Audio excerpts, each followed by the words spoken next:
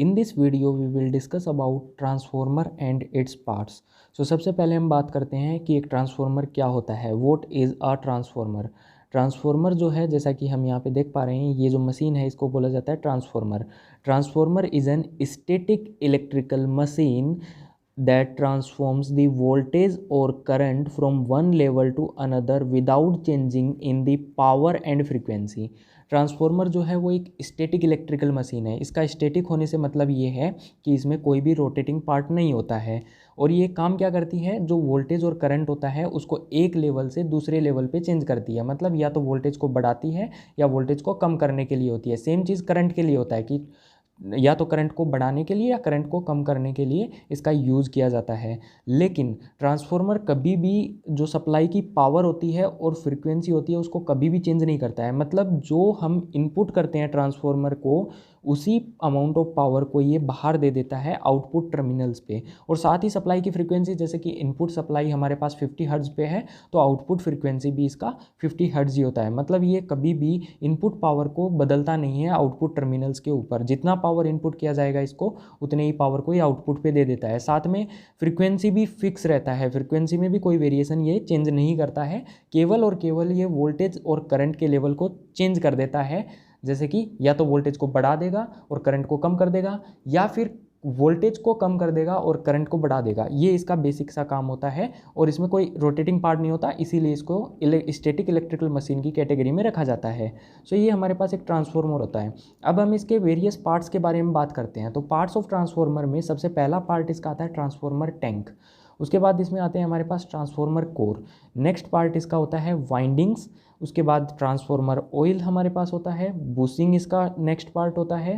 Conservator tank होता है। Breather होता है। एक्सप्लोजन वेंट होता है। बुकोल्स रिले होता है। रेडिएटर होता है। ये हमारे पास ट्रांसफॉर्मर के बेसिक पार्ट्स हैं जो एक टिपिकल ट्रांसफॉर्मर में देखने को मिल जाते हैं। अब हम इसको वन बाय वन डिस्कस करते हैं कि ये सब पार्ट्स हैं वो क्या काम आते हैं और क्या ये होते हैं। सो सबसे पहले हम बात करते हैं ट्रांसफॉर्मर टैंक के बारे में कि ट्रांसफॉर्मर टैंक क्या होता है। जैसा कि हम इमेज में देख पा रहे हैं, ये जो मेटेलिक बॉडी बनी हुई है इसको बोलते हैं ट्रांसफॉर्मर टैंक। ये जो होता है आउटर बॉडी होता है, ट्रांसफॉर्मर का आउटर बॉडी होता है जो थिक मेटल का बना हुआ होता है।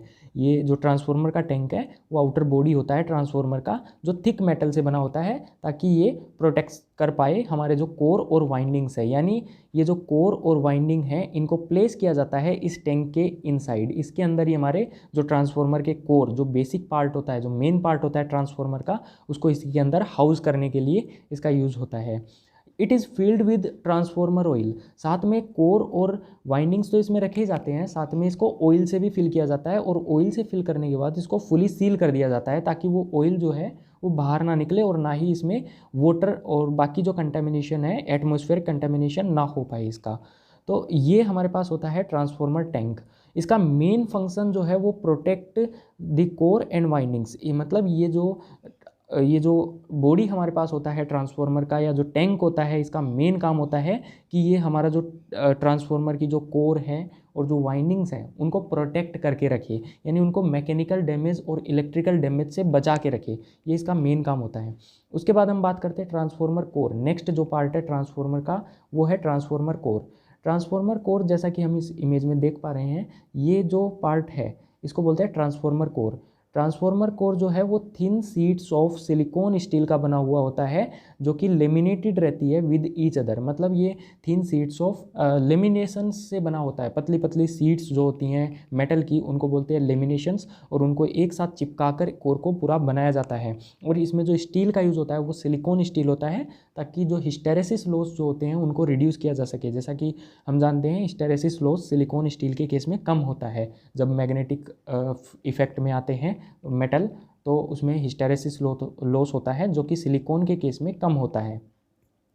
Provide path to the magnetic flux. ये जो कोर है इसका बेसिक काम ये होता है कि पहला काम तो ये होता है कि वाइंडिंग्स को ये हाउस करता है, मतलब वाइंडिंग्स इसी के ऊपर रखे जाते हैं। दूसरा काम होता है कि ये जो मैग्नेटिक फ्लक्स है उसको पाथ प्रोवाइड करता है। जैसा कि हम यहाँ पे ये इमेज है इसमें देख पा रहे हैं कि ये हमारे पास प्राइमरी वाइंडिंग है। प्राइमरी वाइंडिंग जो मैग्नेटिक फ्लक्स जनरेट करती है, उस मैग्नेटिक फ्लक्स को एक पाथ प्रोवाइड करने के लिए इसका यूज़ होता है। मतलब ये जो मैग्नेटिक कोर जो हमें दिख रहा है, यही है जो मैग्नेटिक फ्लक्स का पाथ है। मतलब ये जो प्राइमरी और सेकेंडरी वाइंडिंग जो है वो एक दूसरे से इलेक्ट्रिकली आइसोलेटेड रहती है। तो इसका मतलब ये हुआ कि प्राइमरी में जो मैग्नेटिक फ्लक्स प्रोड्यूस होगा उसको सेकेंडरी तक पहुंचाने के लिए जो पाथ चाहिए वो प्रोवाइड करता है हमारे पास ट्रांसफॉर्मर का core. Laminated thin sheet steels are use to eliminate eddy current and hysteresis loss. इसमें हमने जैसे बात करी थी कि लेमिनेटेड सीट थिन सीट्स का यूज़ होता है, क्योंकि जो ट्रांसफॉर्मर जब ऑपरेट होता है तो वो अल्टरनेटिंग करंट के साथ में सब्जेक्टेड रहता है। तो उससे होगा क्या कि ट्रांसफॉर्मर की कोर अगर सॉलिड होगी तो उसमें एडी करंट्स होंगे, क्योंकि उसका रेजिस्टेंस कम हो जाएगा सॉलिड का, तो उससे क्या होगा, उसका एरिया बढ़ेगा।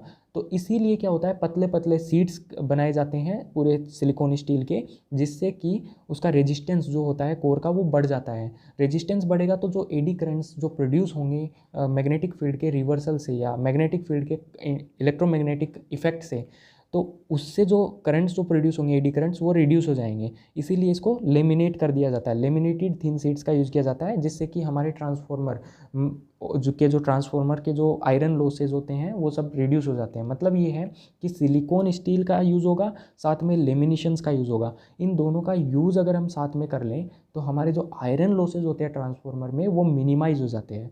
तो ट्रांसफॉर्मर कोर हमेशा silicon steel, laminated silicon steel का बना होता है। नेक्स्ट जो पार्ट आता है वो हमारे पास होता है ट्रांसफॉर्मर वाइंडिंग्स।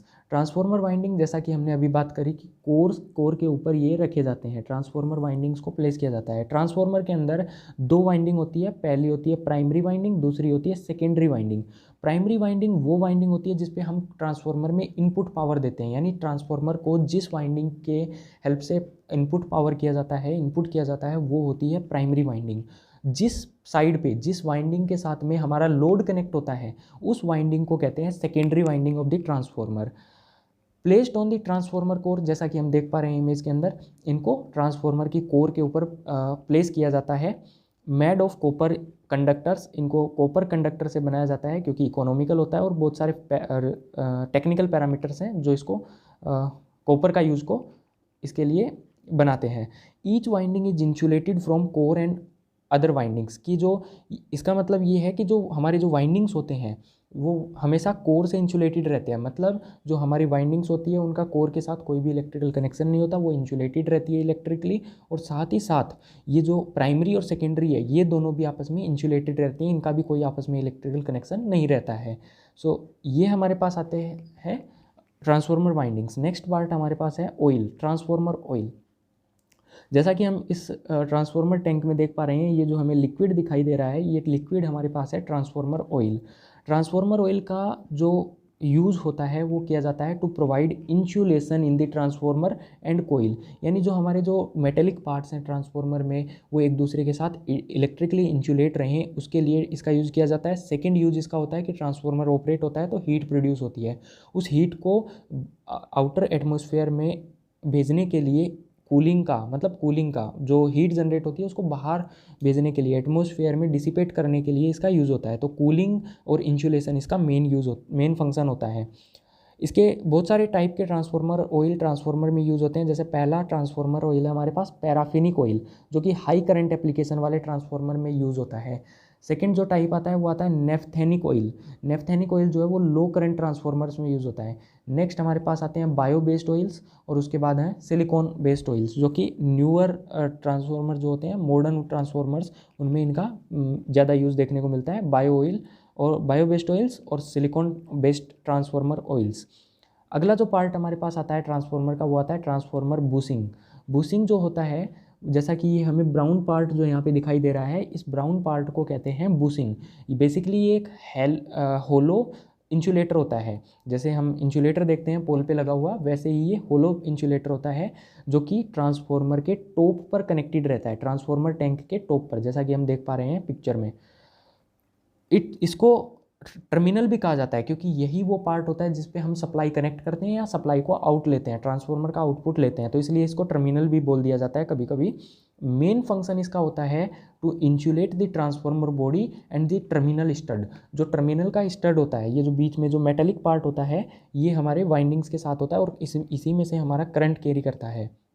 तो ये जो कंडक्टर, ये जो हमारा स्टड होता है, टर्मिनल स्टड होता है, इसको मेटेलिक बॉडी जो है ट्रांसफॉर्मर की, उससे आइसोलेट करने के लिए, इंसुलेट करने के लिए बुशिंग का यूज़ होता है, ताकि ये बॉडी के टच में ना आए और शॉर्ट सर्किट ना हो। ये इसका मेन यूज़ होता है। नेक्स्ट हमारे पास जो पार्ट है वो है कंजर्वेटर टैंक।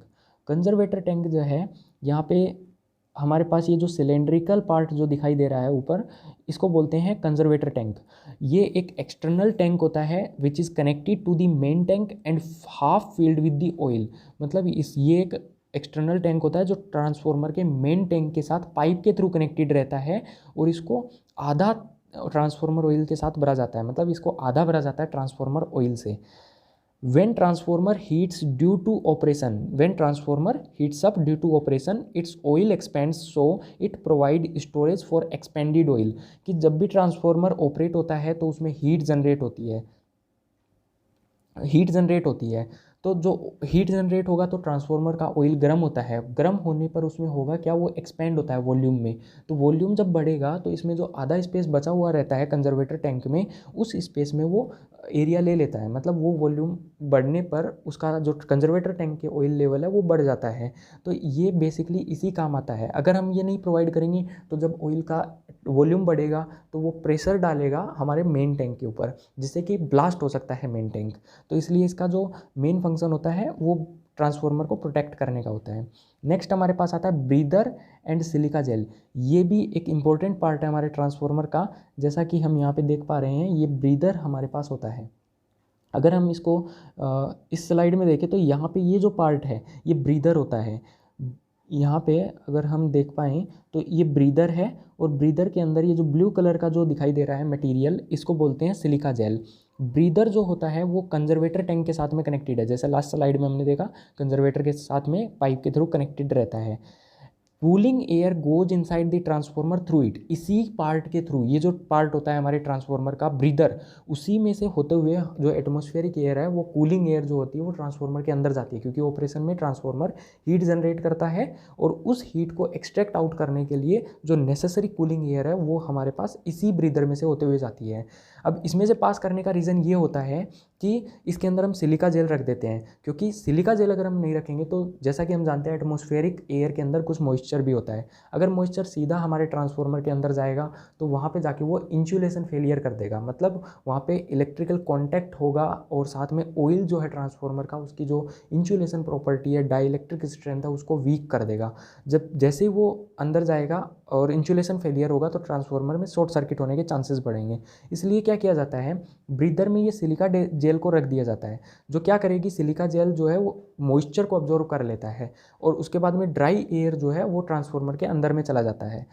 अगर हम सिलिका जेल को देखें तो बेस्ट सिलिका जेल जो है वो ब्लू कलर का दिखाई देता है। जैसा हमारे इस इमेज में दिख रहा है, ब्लू कलर का है। मतलब इसकी जो मॉइस्चर को ऑब्जॉर्व करने की पावर है वो एकदम बढ़िया है। अगर ये पिंक दिखाई दे, अगर सिलिका जेल का कलर हमें पिंक देखने को मिले, तो उस केस में सिलिका जेल जो होती है वो ख़राब हो चुकी होती है। उसे हमें रिप्लेस करना है या फिर उसको रिपेयर करना है। रिपेयर करने से मतलब है उसको, या हम अगर वो ज़्यादा पिंक नहीं है तो हम उसे रिपेयर कर सकते हैं, सुखाकर दोबारा से यूज़ कर सकते हैं। बट अगर वो एकदम हैवी पिंक दिखाई दे रहा है तो उस केस में उसको रिप्लेस करने की ज़रूरत होती है। नेक्स्ट पार्ट हमारे पास आता है एक्सप्लोजन वेंट। एक्सप्लोजन वेंट, जैसा कि यहाँ पे हमारे पास इमेज में ये जो पार्ट दिख रहा है, ये वाला, ये जो ट्यूब जैसा पार्ट है, ये जो पार्ट है इसको बोलते हैं एक्सप्लोजन वेंट। इसको बोला जाता है एक्सप्लोजन वेंट। एक्सप्लोजन वेंट जो है वो इमरजेंसी में यूज़ होता है। बेसिकली इसका वैसे कोई यूज़ भी नहीं है, जनरल में कोई भी यूज़ नहीं होता है, नॉर्मल ऑपरेशन में इसका कोई यूज़ नहीं है। लेकिन जब इमरजेंसी आता है तो उस केस में इसका यूज़ है। इसका जो यूज़ होता है वो क्या है कि if any major fault comes in breather and breather and Buchholz relay are not working, then transformer में blast due to over heating. क्या होगा कि अगर हमारे ट्रांसफॉर्मर में कोई मेजर फॉल्ट आता है और उस मेजर फॉल्ट को हमारा बुकोल्स रिले भी डिटेक्ट नहीं कर पाता है और साथ में ब्रीदर भी काम करना बंद कर दे, तो उस केस में क्या होगा कि ये जो एक्सप्लोजन वेंट है वो अपने आप को ओपन कर देगा, जिससे कि जो हीटेड ऑयल है, जो एक्सपेंडेड ऑयल है, वो इस वेंट से होता हुआ बाहर निकल जाएगा और हमारा ट्रांसफॉर्मर ब्लास्ट होने से बच जाएगा।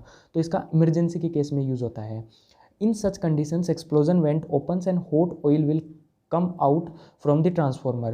कि जैसे ही इमरजेंसी आएगी, फॉल्ट आएगा और हमारे ब्रीदर बुकोल्स रिले फेल हो जाते हैं ऑपरेशन करने में, तो उस केस में हमारा जो ये एक्सप्लोजन वेंट है वो ब्लास्ट होगा, अपने आप को ओपन करेगा और साथ में और जो ट्रांसफॉर्मर का ऑयल है वो इससे बाहर आ जाएगा। तो ये इसका काम होता है ट्रांसफॉर्मर को प्रोटेक्ट करने के लिए। नेक्स्ट हमारे पास आता है बुकोल्स रिले। बुकोल्स रिले जो है वो भी प्रोटेक्शन के लिए यूज़ होती है। जैसा कि हम यहाँ पे इस सर्कल में देख पा रहे हैं, ये जो पार्ट दिखाई दे रहा है हमें ट्रांसफार्मर का, इसको बोलते हैं बुकोल्स रिले। इसका काम होता है, ये कनेक्टेड होती है between the transformer tank and conservator tank. जैसा कि हम यहाँ देख पा रहे हैं, ये हमारा मेन टैंक है ट्रांसफार्मर का और ये हमारा कंजर्वेटर टैंक है, इन दोनों के बीच में कनेक्टेड रहती है। इसका काम होता है प्रोटेक्ट करना, ट्रांसफार्मर को प्रोटेक्ट करने का ये काम करती है। If there is major fault, if there is minor fault, it gives alarm. अगर हमारे पास ट्रांसफार्मर में माइनर फॉल्ट आता है, कोई छोटा मोटा फॉल्ट आया, तो ये एक अलार्म देगी जिससे कि ऑपरेटर को पता चलेगा, तो वो उसको रेक्टिफाई कर देगा। अगर कोई मेजर फॉल्ट आता है तो ये सर्किट ब्रेकर को कमांड देती है कि सर्किट ब्रेकर को ट्रिप करना है। तो अगर हमारे पास माइनर फॉल्ट है तो सिंपल अलार्म बजता है, उस अलार्म को हम देखकर ऑपरेशन को आइसोलेट कर देते हैं और जो फॉल्ट आया है उसको रेक्टिफाई कर देते हैं। बट अगर मेजर फॉल्ट आ गया और उसके मेंटेनेंस के लिए टाइम लगने वाला है, तो उसके केस में क्या करता है, ये जो बुकोल्स रिले है वो सर्किट ब्रेकर को ट्रिप करके जो ट्रांसफार्मर है उसके ऑपरेशन को ख़त्म कर देता है। तो ये काम होता है बुकोल्स रिले का। उसके बाद आता है रेडिएटर। जो नेक्स्ट पार्ट है हमारे पास ट्रांसफार्मर का, वो है रेडिएटर। रेडिएटर क्या होते हैं, ये जो फिन्स हमें दिख रहे हैं, जो स्ट्रिप्स दिख रहे हैं, ये जो कूलिंग स्ट्रिप्स हैं, इनका काम इनको बोला जाता है रेडिएटर। ये कनेक्टेड रहते हैं ट्रांसफार्मर के मेन टैंक के साथ। जैसा कि हम देख पा रहे हैं इमेज के अंदर कि ये सीधे ट्रांसफार्मर के मेन टैंक से कनेक्टेड होती हैं और ये थिन पाइप्स होते हैं, पतले पतले पाइप्स से बने हुए होते हैं, जिनके अंदर से कूलिंग जो है उसका यूज़ होता है। मतलब इनके अंदर से ऑयल जो है वो फ्लो होता है और इनमें जो ऑयल का हीट है वो इनको दे दिया जाता है, जो कि बाहर एटमॉस्फेयर में चला जाता है। तो इनका बेसिक फंक्शन होता है कूलिंग के लिए, ट्रांसफार्मर को ठंडा रखने के लिए इनको बनाया जाता है। So this is all about transformer and its parts. That's all for this video.